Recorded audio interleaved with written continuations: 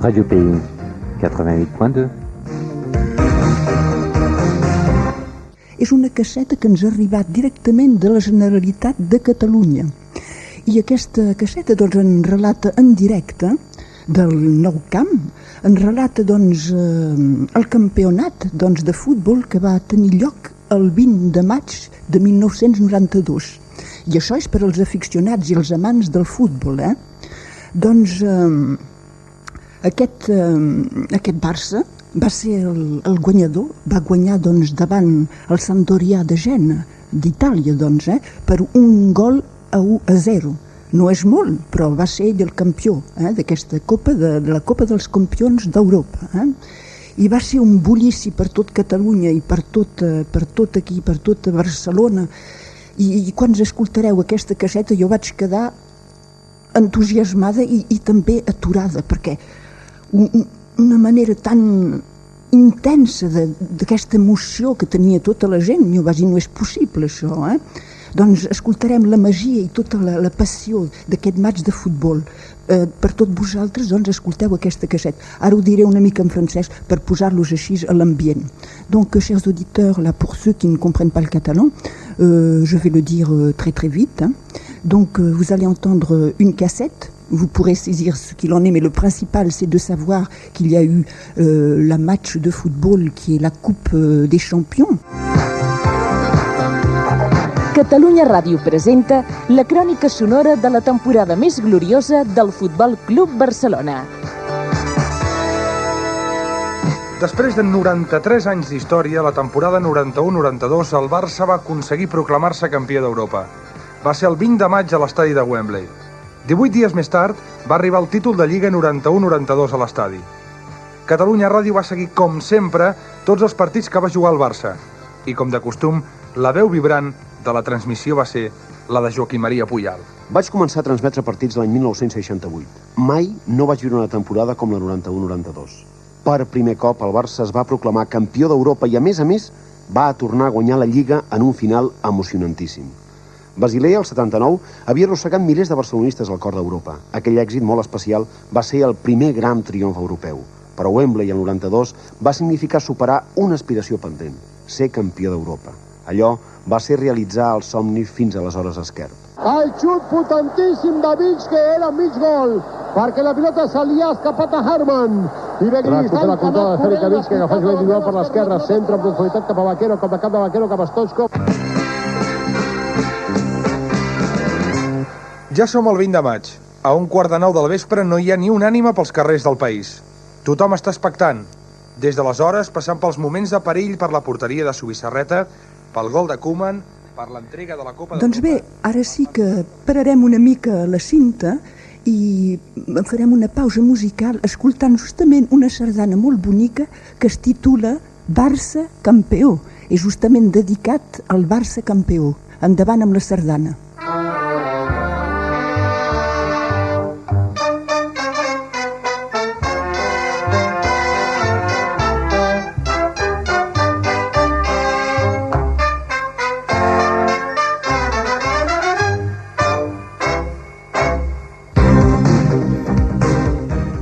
Radio Pays 88.2.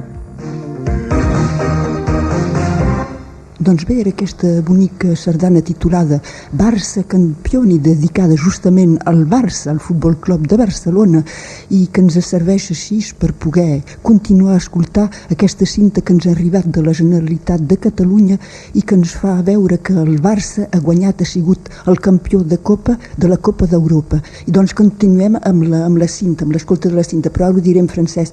Donc, vous venez d'entendre une sardane intitulée Barça Champion, donc le Football Club de Barcelone qui s'appelle Barça, et donc elle est dédiée au Football Club de Barcelone, le Barça. Cette sardane, elle s'appelle Football Club Barça, Campeón Barça, et cela nous permet de continuer, de donner la suite de l'enregistrement qui nous est venu de la Generalitat de Catalogne, où nous pouvons assister, nous pouvons écouter la retransmission du match du 20 mai 92 au stade du Camp Nou, où justement le Barça a gagné la Coupe des Champions de Coupe d'Europe. Voilà, donc nous continuons avec la transmission en catalan de la Coupe des Champions d'Europe qui a été gagnée par le Barça, par les Catalans. Endavant.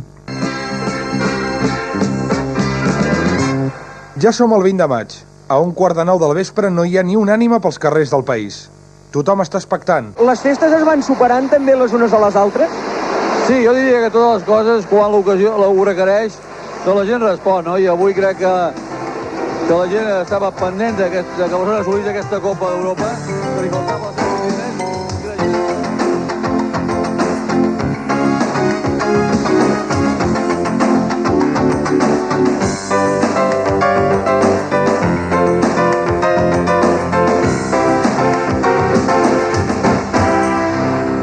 Futbol a Catalunya Ràdio és una exclusiva de Caixa d'Estalvis i Pensions de Barcelona. La Caixa, oberta a l'esport. Doncs bé, escolta, jo encara estic amb aquest visca Catalunya, visca el Barça, i tu què penses, Pere, d'això? Encara estic jo tot tremolosa i encrescada amb això, escolta, no és possible això. Escolta, és el nou camp, té 120.000 places, entrades, Sí. Esclar, no veus totes aquestes veus, quina intensitat hi ha amb aquesta cosa, aquesta passió que hi ha, és una cosa... no es pot explicar, és inexplicable, jo vull dir. Què en penses tu d'això, Pere? Bona tarda. Bona tarda, i bona nit a tots els auditors i auditores de Ràdio País. I saludem aquí a Cristian, que tenim, que és l'amiga oïdora corsa, que està amb nosaltres. També, sí, a vegades sí. Ja ha vingut ella. I també en Ramon. El Ramon, ja ens hem saludat en occità, en català, quasi ben bé, potser, no en bretó no, perquè no ho sé, però en occità i en català sí, que ho hem fet. Doncs tu què penses d'aquest Barça campió? A mi no m'estranya, en aquest cas, que els policies hagin picat sus al cap del Buenaventura per fer-li dir visca el Real de Madrid, perquè la ràbia que podien tenir d'aquesta... És això que tu vas explicar l'altre dia, Pere. Sí, doncs ara faig la relació entre els dos. Això mateix, ja es pot... Escolta, tu pots comentar potser més una mica així de pressa, no? Perquè si tu parles ara, potser els oients que no estaven a l'escolta no van saber el que passava, el que va passar. De pressa, ho relatarem de pressa. Doncs de pressa és que amb les detencions que hi va haver hi ha 15 dies a la Catalunya, unes 30 detencions, alguns van ser torturats i entre aquestes tortures, una de molt bèstia, les tortures són totes bèsties, però aquesta encara més que les altres, li feien cridar qui ha guanyat, li demanaven qui ha guanyat, el Barça o el Madrid. I és clar, el Bonaventura deia el Barça, perquè és el Barça que havia guanyat. I doncs altra vegada el pelejaven per fer-li dir crida visca el Real. Sí, escolta, és una cosa no es pot qualificar, això. Sí, però això devia ser un seguidor del Real de Madrid, i el despit de veure i la ràbia de veure que el Madrid havia perdut, perquè com ho sabem, el Real de Madrid és Espanya que guanya i el Barça és Catalunya que guanya. És l'antagonisme. És l'antagonisme secular entre dos pobles, no entre dos pobles, però entre... I a més aquesta passió i aquest antagonisme, ja se sent com una espècie de ràbia, perquè la passió és ràbia també, és una cosa així, doncs ja es pot explicar d'aquesta forma, com tu has dit. I ara que he oït aquesta cinta, ara sí que ho crec encara més que mai. Això mateix, això sí ve a confirmar el que vàrem dir, Pere. No tornarem a dir en francès perquè, escolta, ja en repetim de coses. Doncs ara potser que parlem per això una mica francesa. Je vous rappelle donc que vous venez d'entendre le match, le Football Club de Barcelone a gagné, le champion, nous vous le répétons encore parce que vous avez pu entendre les clameurs, les clameurs et toute l'intensité, toute l'émotion et toute la passion qu'il y avait là-bas au Camp Nou de Barcelone, qui compte, je le rappelle, 120 000 places. Et toute cette euphorie, toute cette passion qui s'exerçait parce que le Barça venait de gagner, le Barcelone. Le Barça, c'est le football club de Barcelone.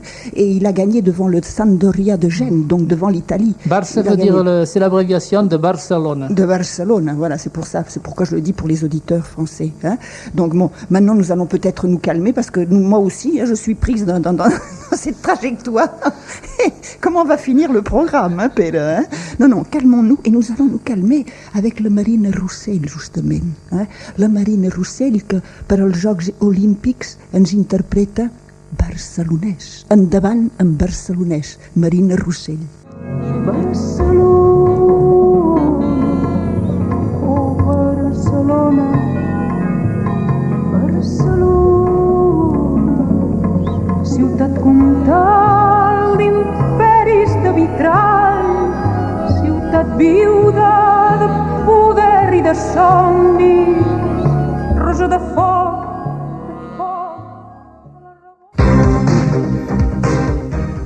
Radio Pays 88.2. Dos mapes, aproximació a l'Europa de les Nacions i aproximació als pobles de la Mediterrània, elaborats pel Centre Internacional Escarrer per a les Minories Ètniques i les Nacions, se'n diu CIEMEN, van ser presentats a Perpinyà el divendres 22 al Centre Cultural Català. Jordi Bilbeny, escriptor i membre del CIEMEN, va explicar que l'objectiu de l'elaboració d'aquests mapes no era pas de definir de manera segura quines són les nacions, amb estat o sense, dels àmbits concernits, sinó de permetre al públic de fer-se una idea de la realitat d'Europa i de la conca mediterrània. Respecte a les anteriors edicions, el nou mapa reprodueix la bandera de les 86 nacions repertoriades pel CIEMEN amb el nom de cada una en la seva llengua i en català. Un símbol permet també d'identificar nacions definides com a emergents o dubtoses. El mapa Aproximació als pobles de la Mediterrània ha estat elaborat sobre el mateix model. 34 pobles hi són definits.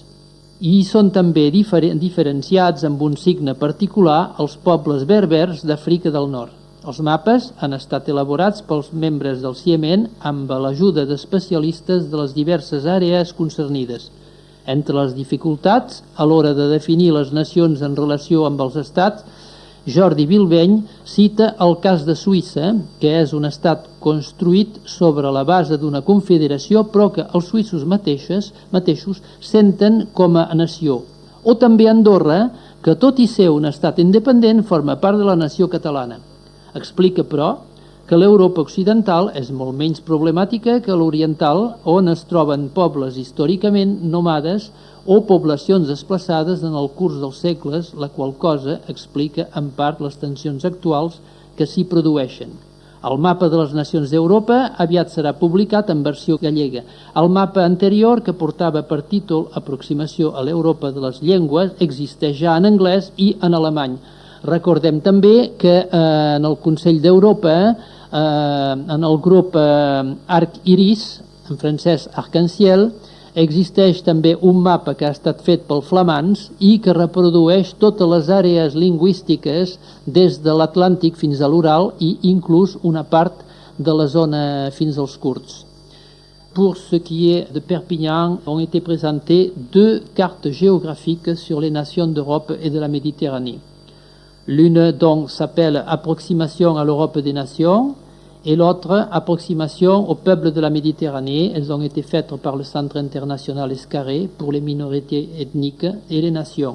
Par rapport donc aux cartes antérieures, la nouvelle carte reproduit le drapeau des 86 nations avec le nom de chacune dans la langue du pays et en catalan. La carte géographique Approximation des peuples de la Méditerranée a été élaborée sur le même modèle. 34 peuples y sont différenciés avec un signe particulier, les peuples berbères d'Afrique du Nord. Parmi les difficultés à l'heure de définir les nations, en relation avec les États, Jordi Bilbeny cite le cas de la Suisse et de l'Andorre. La carte des nations d'Europe avait été publiée en version galicienne, ainsi que dans une antérieure édition avec Approximation à l'Europe des langues. Elle existe en anglais et en allemand. Oui, Père, et moi je voudrais te demander où on peut se procurer, où on peut trouver ces cartes. Pour ce qui est de la carte catalane, elle sera bientôt, je pense qu'elle sera bientôt en vente. Je pense que ça va être une histoire de quelques semaines. Et dès que je sais quelque chose, je vous le ferai savoir. Il y a également l'Université catalane de Prades qui va bientôt ouvrir ses portes avec 100 ans de catalanisme. Doncs la 24è edició de la Universitat Catalana d'Estiu de Prada analitzarà en un bloc de cursos coordinat per Agustí Colomines 100 anys de catalanisme i intervindran professors dels diferents territoris dels països catalans, el lingüista valencià Enric Balort i el químic barceloní Enric Casasses, que va ser president de la UCE, l'Universitat Catalana d'Estiu, fins l'any passat. El paper de l'Europa en el nou ordre mundial serà el bloc principal dels cursos de l'àrea d'Humanitats. Entre les conferències previstes, una porta per títol als Jocs Olímpics. Analitzarà com es passarà després dels Jocs Olímpics. Entre els espectacles que tenen lloc a Prada i a Sant Miquel de Cuixà és prevista una actuació del músic Jordi Savall. Abans de continuar aquestes informacions, passarem un disc que nous pourrions offrir à toutes nos auditrices et nos auditeurs, oui, bien sûr, mais également à tous les prisonniers politiques et à toutes les communautés qui sont à l'écoute. Voilà. Donc ce disque, cette chanson, ce sera interprétée par Tomeu Peña, qui nous interprète La Ville. En record de Momereta, ai tenc mon pare, Santa Rola i Sant Ramon.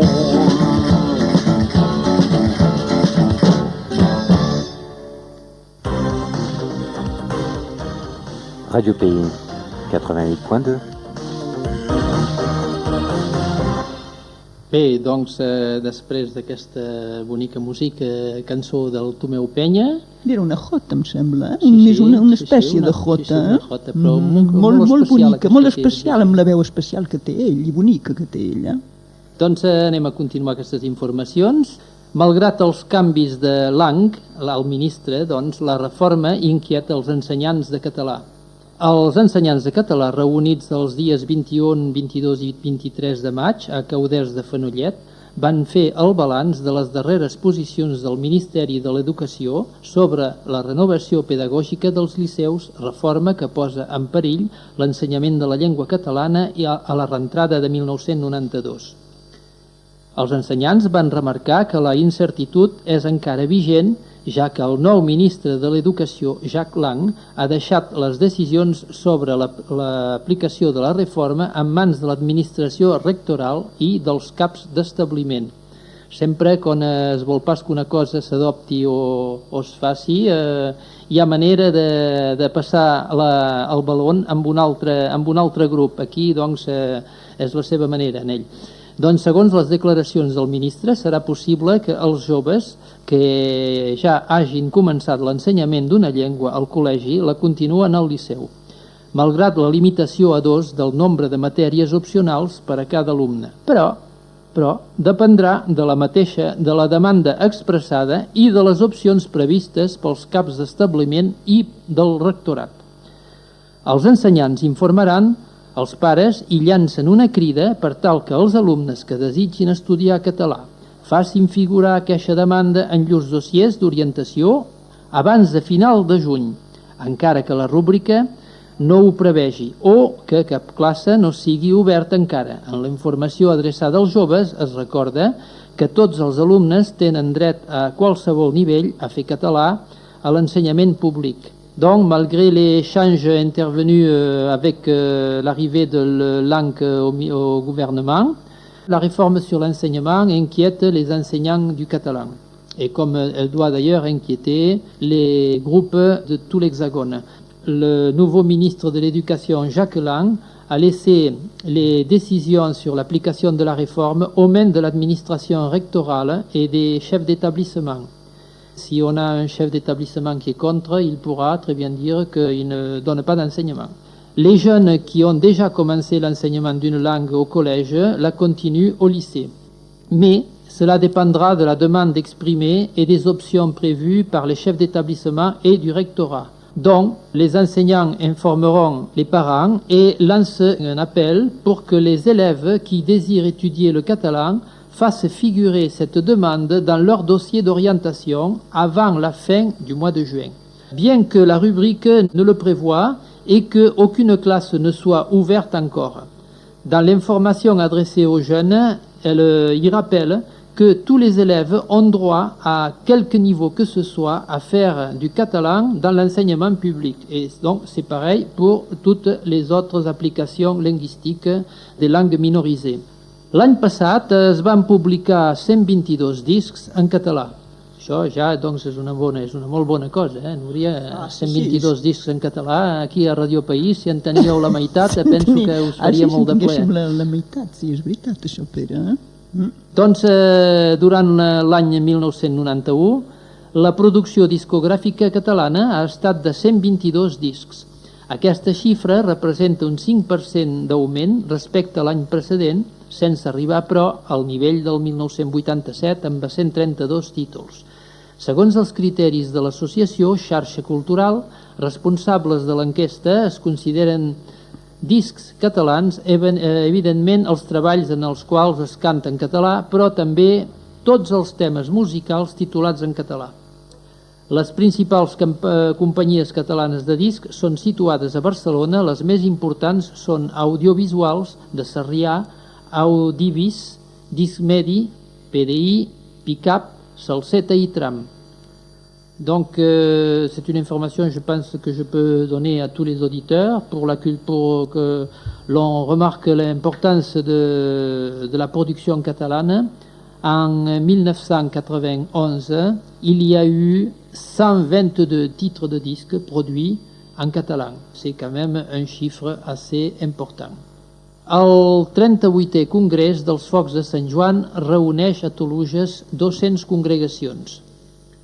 La 38a edició del Congrés dels Focs de Sant Joan, que va tenir lloc a Toluges el dia 23 de maig, va congregar uns 200 comitès organitzadors de la Festa de Sant Joan, originaris de Catalunya del Nord, del Principat, del País Valencià i de Provença. Les delegacions van debatre l'organització de la baixada de la Flama del Canigó, la conservació a la Casa Pairal i la distribució. Un dels nostres objectius és d'harmonitzar i coordinar el desenvolupament d'aquesta festa, explica Joan Iglesias, president del Comitè Internacional dels Focs de Sant Joan, que preveu la participació de 2.000 persones en la cerimònia al Pic del Canigó. Aquestes 2.000 persones, doncs, que regeneraran i purificaran la flama, encenent milers de feixines i de missatges d'arreu del món que seran enviats. Els organitzadors tenen previst encendre unes 30.000 fogueres a partir de la flama del Canigó, el 23 de juny. Els congressistes van reiterar també la seva proposta de fer reconèixer per les institucions europees la festa de Sant Joan com a festa europea. Segons Joan Iglesias, aquesta decisió no hauria de significar assimilació de cultures, sinó al contrari de reconèixer la identitat pròpia. Ens sembla oportú de transmetre la flama als altres països europeus com a missatge d'amor i de pau, però no volem perdre amb la construcció d'Europa la nostra llengua, la nostra cultura, la nostra identitat. Le 38e congrès des Feux de la Saint-Jean s'est réuni à Toluges. C'est une petite ville de la Catalogne du Nord où a eu lieu il y a déjà plusieurs siècles, 9 siècles je crois, la Pau i Treva. Donc cette réunion a permis à 200 comités d'organisation de la fête de la Saint-Jean, qui étaient originaires de la Catalogne du Nord, de la Principauté, du pays valencien et de la Provence, donc de se réunir, de débattre de l'organisation de la descente de la flamme du Canigou. Alors je vous dis deux mots là pour ceux qui ne le savent pas. La flamme du Canigou, c'est l'apport de fagots qui proviennent de tous les pays catalans à travers la terre ou de toutes les zones où sont implantés des Catalans. Il y a par exemple l'année dernière des fagots qui ont été... Ce sont des fagots, ce n'est pas des fagots d'une tonne, ce sont des petits fagots symboliques selon l'argent que possède l'organisation pour les envoyer. L'année dernière, par exemple, sont arrivés des fagots des Catalans de Londres, des fagots des Catalans de Montréal et même du Japon. Donc, partout où il y a des Catalans qui sont réunis, ils envoient des petits fagots. S'ils peuvent, c'est des sarments de vigne, parce que c'est symbolique en Catalogne. S'ils ne peuvent pas, ils envoient simplement un bois quelconque de leur pays. Ces fagots réunis sur le mont Canigou, la symbole c'est le Fujiyama des Catalans, dont font une flamme gigantesque, où se mêlent donc les esprits et le peuple de toutes ces villes, de ces 30 000 villes et villages qui envoient, donc une majorité d'eux, je ne dis pas les 30 000, mais une bonne quantité parmi eux envoient ce bois. La flamme gigantesque donc, qui brûle à ce moment-là est récupérée et envoyée et transportée à pied par des coureurs, par des athlètes qui habitent autour du Canigou. Elle est envoyée jusqu'au Castillet où elle brûle éternellement, un peu comme la flamme du soldat inconnu, et qui est ravivée chaque année par la nouvelle flamme qui arrive du Canigou selon le même processus. À partir de là, des coureurs partent d'abord sur Narbonne jusqu'à la Provence en se relayant, ça c'est nouveau. D'autres partent sur l'Andorre, sur la Catalogne Sud par différents endroits, donc par exemple la Pica d'Estat, le Coll d'Arres, le Pertus, ou même par la route de la Corniche de Portbou. Elle emprunte également l'avion pour aller aux Baléares ou même pour aller jusqu'à Montréal. Et partout où un groupe de Catalans existe, cette flamme symbolique arrive un peu comme le Messie. Elle est vénérée, mais avec un respect dont peu de gens peuvent imaginer ce que c'est. Alors c'est la flamme de la fraternité, c'est la flamme également d'une revendication de réunion des terres catalanes. C'est tout un ensemble, c'est une flamme de paix, c'est une flamme d'amitié, c'est une flamme de revendication. Et donc cette flamme parcourt les différents endroits, est reçue dans les différentes villes par les autorités. Parfois c'est les autorités civiles, mais également les autorités ecclésiastiques. Par exemple le monastère de Ripoll, c'est l'abbé supérieur de Ripoll. À Vic, il y a l'évêque qui le reçoit, à Barcelone également, à Perpignan également. Donc ça peut être le maire, ça peut être le président d'une entité, mais chaque fois elle est reçue officiellement. Voilà pour ce qui est donc de la flamme. Alors je vous demanderai simplement une chose. Quand vous arriverez à la veille de la Saint-Jean, pour ceux qui veulent communier dans cette pensée de la flamme de la Saint-Jean, vous pensez simplement que le même jour, à la même heure, un message va être lu partout. Alors si vous ne pouvez pas allumer cette flamme, parce qu'à Paris c'est pas facile, rien ne vous empêche d'allumer une petite bougie chez vous, symboliquement, un fanal, n'importe quoi, et pendant une demi-heure, vous communiez par la pensée avec les 10 à 12 millions de catalano-parlants à travers le monde. C'est la petite contribution que vous pouvez faire morale, et pas seulement les Catalans, mais également les autres communautés.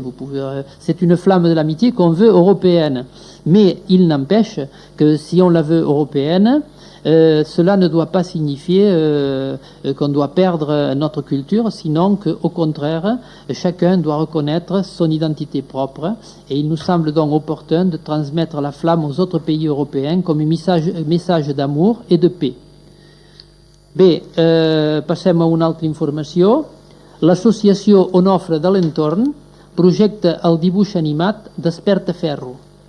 140 alumnes van assistir el divendres 22 de maig a la sala d'esports de Prada a la projecció del film de dibuixos animats Desperta Ferro.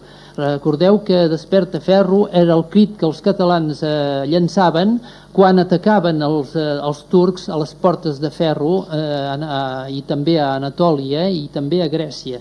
Cridaven Desperta Ferro.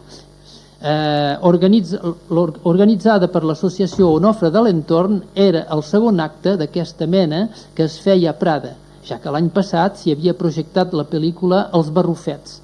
Desperta Ferro, que és parlat íntegrament en català, dura 75 minuts i utilitza per primera vegada la tècnica Frostet. No sé el que és, però és una tècnica... És un dibuix en el qual els entorns són dibuixats més gruixuts, una vegada que s'ha fet el dibuix, de manera a donar una espècie de relleu artificial en els dibuixos. I aquesta pel·lícula no solament és parlada en català, és una pel·lícula purament catalana.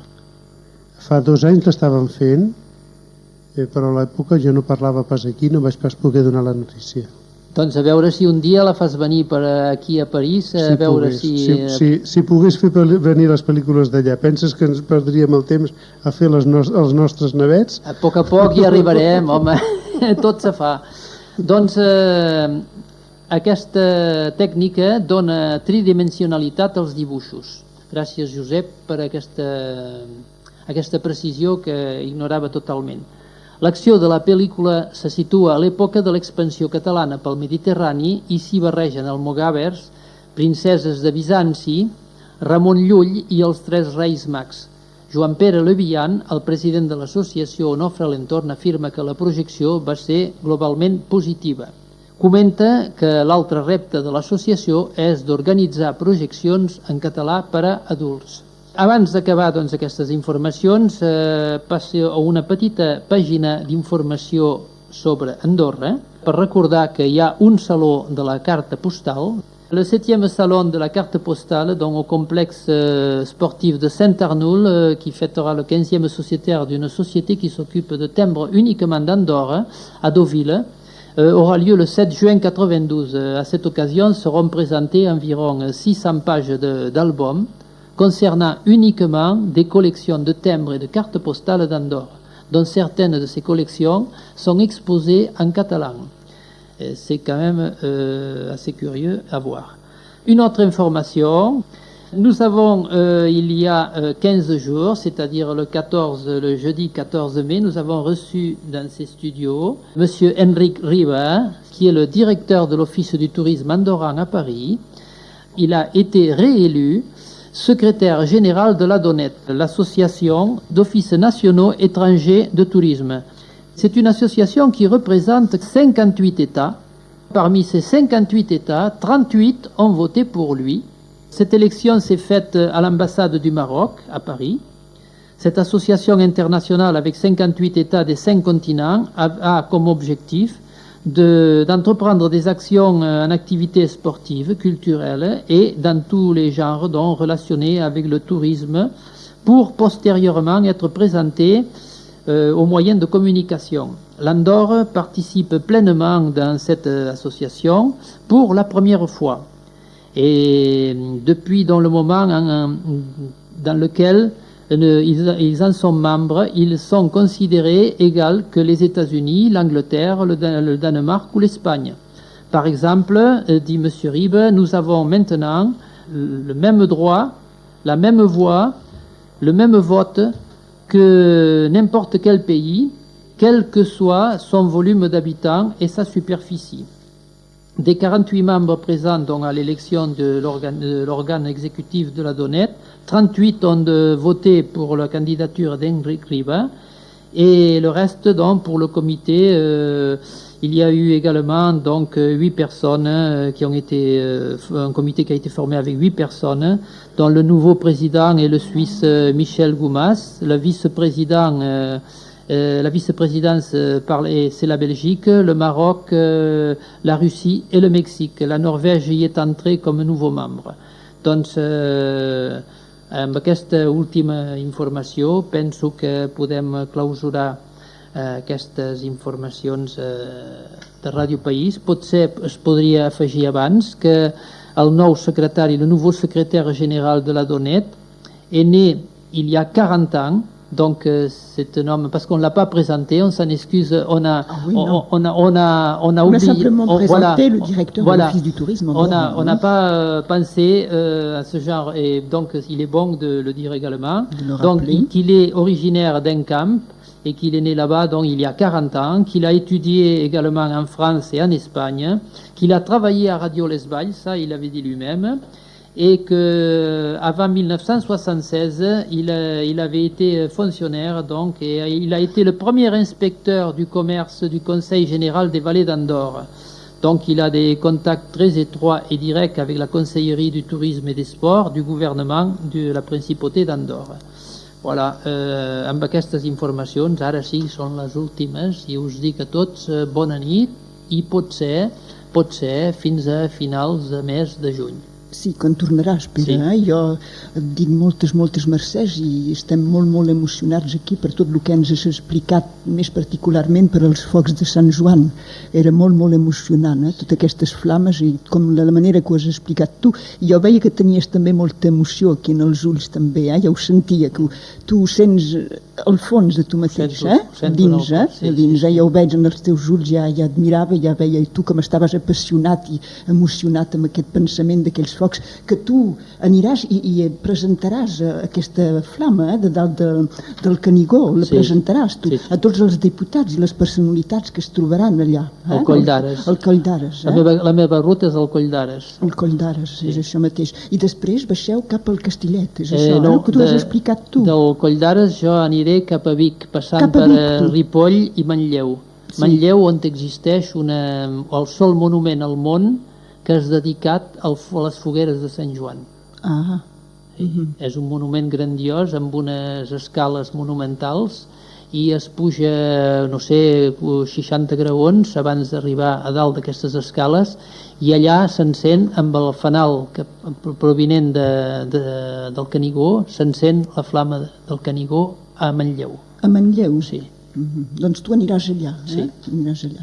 Doncs bé, però ja en parlarem el 24 de juny, doncs a la diada de Sant Joan, ja en tornarem a parlar, tu estaràs de vacances, per cert, però moltes mercès encara, perquè aquestes informacions es menesteixen i tu ho fas amb molta passió i amb molt rigor i diem moltes mercès. Adéu-siau, Pere, i fins aviat. Adéu-siau, moltes mercès, adéu. I ara sí que nosaltres seguim amb els cantaires del Montgrin, que ens interpreten una havanera titulada Cançó del vent i la mar. Un aire fresc de garbí cap a les llums de Calella trobarem el camí. Trobarem el camí. Ràdio País 88.2, esteu doncs a l'escolta de Ràdio País sobre 88.2 i escolteu doncs les emissions catalanes de Ràdio País. I ara sí que ens arriba la principal de la Bisbal, que ens interpretarà una sardana titulada Mar de Tossa. Eh bien oui, après cette sardane intitulée Mar de Tossa, cette sardane qui est la danse de la fraternité par excellence, eh bien nous allons passer à une dédicace. C'est une chanson bretonne interprétée par Alan Stilwell que nous dédions nous tous ici au studio à tous les prisonniers politiques bretons. Tu nous diras le titre peut-être, Raymond, de cette chanson bretonne interprétée par Alan Stilwell. C'est Délivrance. Délivrance. Et voilà, et cette chanson... Il y a un préambule qui s'appelle Spirit Olvedel. Et cette chanson, eh bien, elle dit pour commencer, voici venu le temps de délivrance, loin de nous toute idée de vengeance, nous garderons notre amitié avec le peuple de France. Nous écoutons Alan Stilwell.